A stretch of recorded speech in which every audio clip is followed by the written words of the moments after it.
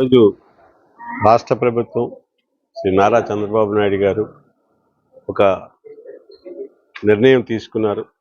నరేంద్ర మోడీ గారు చెప్పగానే వెంటనే యోగా ఆంధ్ర అనేది ఒక పిలుపునిచ్చి మన రాష్ట్రం అంతా అందరికీ ఒక పిలుపునిచ్చారు. అది విశాఖపట్నం బీచ్ రోడ్లో పెట్టాలని ఒక ఆలోచనతో ఆయన డిసైడ్ చేసి మన ఏదైతే బీచ్ ఉందో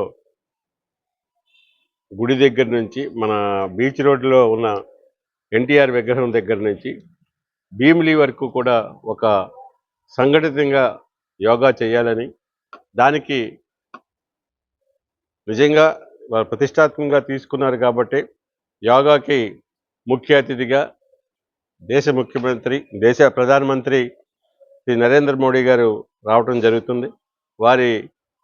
వారికి నిజంగా మనం అందరం కూడా ఈ కార్యక్రమానికి తోడ్పడుతున్నందుకు వారికి కూడా ప్రత్యేకించి ధన్యవాదాలు తెలపాలి మన ఆంధ్ర రాష్ట్రం అంతా. అలాగే నారా చంద్రబాబు నాయుడు గారు, అలాగే పవన్ కళ్యాణ్ గారు, మా యువ నాయకుడు కలిసి అందరూ కూడా ఇక్కడికి వస్తారు కాబట్టి వారికి ఘన స్వాగతం చెప్తాం.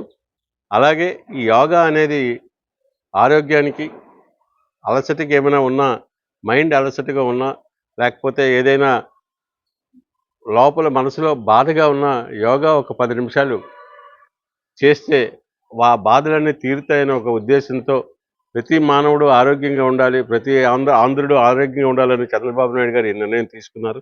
ఇది ప్రజల్లోకి వెళ్ళింది. ఆల్రెడీ యోగా అనేది ఇంతకుముందు కొద్దిగా ఏదో మాస్ కాకుండా పెద్దలందరూ చేసేవాళ్ళు. ఇప్పుడు ఈ కార్యక్రమం మూలంగా ప్రజల్లో అందరికీ, మాస్ ప్రజలకు కూడా వెళ్ళింది.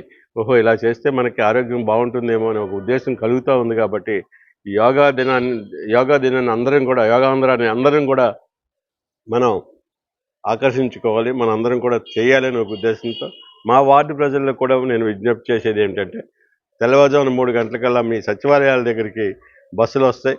బస్సుల్లో తీసుకెళ్ళి అక్కడ మీకు ఒక బనీను డ్రెస్ ఇస్తారు, దాని మీద ఒక మ్యాట్ ఇస్తారు. ఆ మ్యాట్ కూడా తీసుకుని ఏదైతే ప్లేస్ చూపించామో, ఇప్పుడు మనకేమో స్టేడియం ఇచ్చారు, ఆ స్టేడియంలో ఈ కార్యక్రమం జరుగుతుంది కాబట్టి అక్కడ తెల్లవారుజామున మనం 3 గంటలకు బయలుదేరి 4:30, 5 గంటలకల్లా అక్కడ చేరిపోతే అక్కడ నుంచి 8:30, 9 వరకు కూడా ఈ యోగాంధ్ర ఉంటుంది.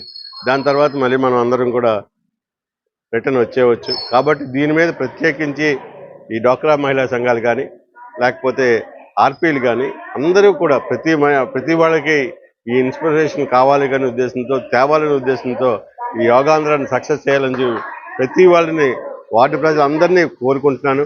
దీనికి రాజకీయాలు లేవు, అందరూ రావాలి. ప్రతి పార్టీ వాళ్ళు కూడా దీన్ని ఎంకరేజ్ చేయాల్సిన అవసరం ఉన్నది. ప్రజలకి నైతికంగా చెప్పాల్సిన అవసరం ఉంది. కాబట్టి దీన్ని అందరూ కూడా ఎంకరేజ్ చేయాల్సిందిగా కోరుకుంటున్నాను.